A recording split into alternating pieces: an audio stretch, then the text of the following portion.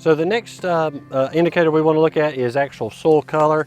And when looking at soil color, we got to have really a comparison. Of course, you could just take down the color, but we got Gordon to go ahead and go to the field edge. It'd be nice to have that to compare against, something that has been undisturbed, that you can compare the management that you're in and looking to. So he got that from our field edge, same soil type, and I'll take us a sample out of our field from the surface. Nathan, I also pulled one from the other side where we were going to compare different management. So we can take a look at it as well. Side by side. So you want me to get it? Yeah, that'll be fine. We can go ahead and look at all three to see what kind of comparisons we actually have. So again, when looking at surface color, you can do this in multiple ways. Of course, we have with us today, we have the muscle color book that is widely used for identifying colors in soils. And we could compare what we're finding here with what is actually in the description of this Orangeburg as well, and to see if there's a major difference between what it was mapped as and what it is now. So of course, you take a moist sample and then you just want to hold it behind a color chip to identify the color. So I would say that we're looking at a 2.5Y32 or maybe a 3.3 for this field that we're doing the assessment on.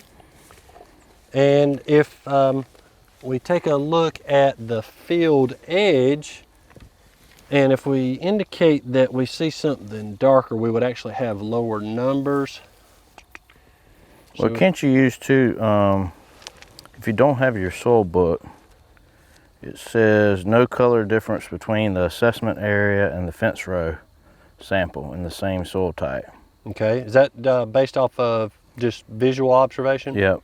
Okay, so similar. And then it says or value is on the darker range using the color chart. Okay. An official soil series description. Okay. So we've already identified that we were at a 2.5 YR or 2.5 Y33 or 32. Very fine line. We pull our sample from the fence row. We can actually see that it's cool, a little bit darker. So we would go back to 10YR. We actually see that it is a tad darker at a 10YR 3.3, maybe 3.2, probably 3.2.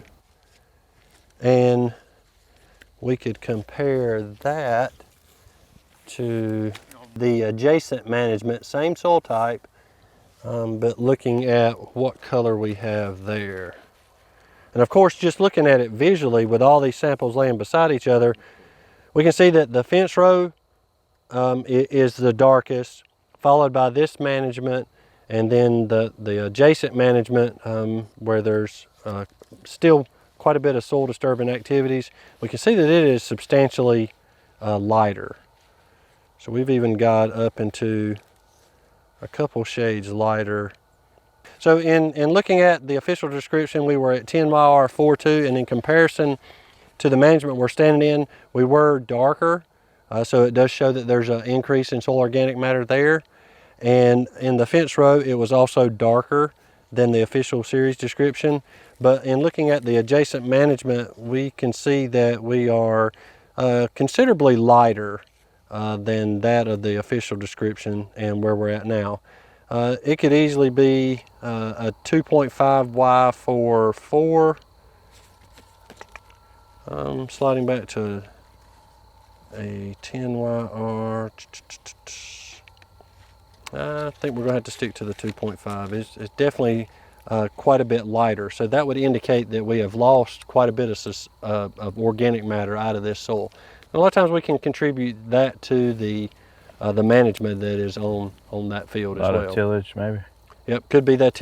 More than likely it is the tillage that's consuming the organic matter within that field through that management. So, you know, we've identified that. You could just look at these visually to identify a difference.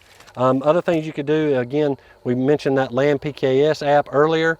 It actually has a function within there that can take pictures, and in reference to a 3M Post-it note you can actually take, and it would give you the colors that would be identified out of this Munsell color book. Gotcha. So you could record those for each location.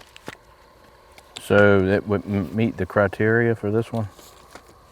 For the management that we're in now, in terms of soil color, no color difference between assessment area and the fence row sample or soil type. So I would say that there's very minimal difference in those. Especially when you compare it against that other one. So I would say that it does meet that criteria.